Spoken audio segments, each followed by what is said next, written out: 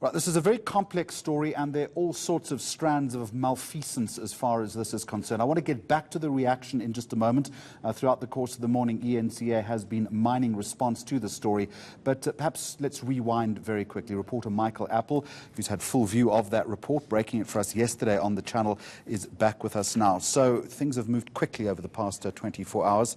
Obviously, we await some degree of investigation into this, bearing in mind just a lot of recommendations have been made. Where do we stand right now then this lunchtime? Yeah, so when many South Africans went to bed last night, it was all around Brian Shivambu. Is he in fact the brother of Floyd Shivambu? That was confirmed. And then who is said to have benefited? Who is said to have benefited and was an employee of the EFF.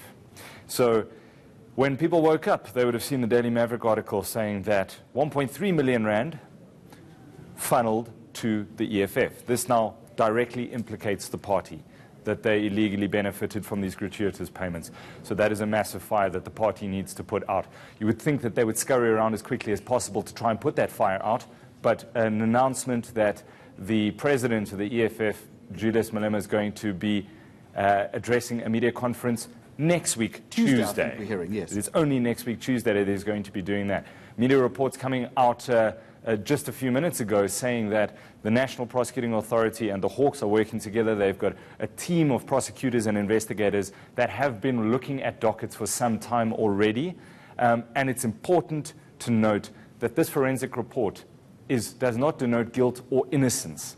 It is simply, and it cannot be used to criminally charge anybody. This forensic report lays out the breadcrumbs for criminal prosecution. That is why Advocate Terry Matau said, I recommend the National Prosecuting Authority get to a point where they can criminally investigate and then prosecute. So this is not a lack or guilt or lack thereof. It is saying we need more work on this. We also know that the Democratic Alliance today laying charges. We can get to that in just a moment. But let's assume, Michael, that you're just joining us as a viewer this afternoon for the first time on this story. It is a huge corporate scandal.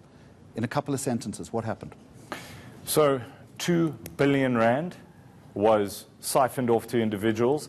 That money was the proceeds of taxpayers and individual depositors' money coming into the bank and flowing out. So the directors, the shareholders of Vele Investments and VBS were using taxpayers' money and individual depositors' money as a piggy bank to pay off and give loans which wouldn't be paid back, using the bank as a piggy bank, and with understanding that they would just continue to take deposits from municipalities, PRASA, and other SOEs, massive, 1 billion, 2 billion rand from PRASA, from the PIC that they tried to get to be able to fund a continual looting of the bank. They're almost aspects of a pyramid scheme here.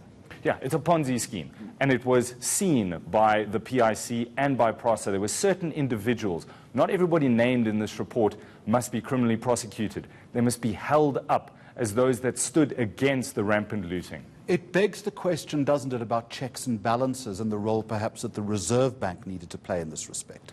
One has to question what culture of complicity and culture of impunity there is in South Africa that allows a massive looting scandal like this to develop. Where were the checks and balances? This is where the fingers point squarely at KPMG and the internal auditors from PwC. Their reports were signed off. Many of them knew that the bank's books were not in any way correct, and they passed those reports on to the South African Reserve Bank, who relies on ethical auditing standards. Well, patently, something's got to change in that respect. In just a moment, we're going to hear from one of the unions. I want you to set that up for us in just a moment. But what I don't want to lose sight of as we try to navigate our way through this jungle is the impact on people's lives. And I can't help but remember, and it's a picture I think we will show a little bit later, of a poor woman in Limpopo sleeping outside the bank in the hope that she might be able to withdraw funding, which she would obviously need to feed her family. Yeah, there were thousands and thousands of depositors that had invested burial societies, stockpiles, people that had invested their life savings in this bank that had been going since the early 1980s. So absolutely every cent they had. So when this liquidity crisis, at the time we knew it as a liquidity crisis when it was put under curatorship, but the extent of the looting wasn't known then. There was some fraud, but it wasn't to this extent.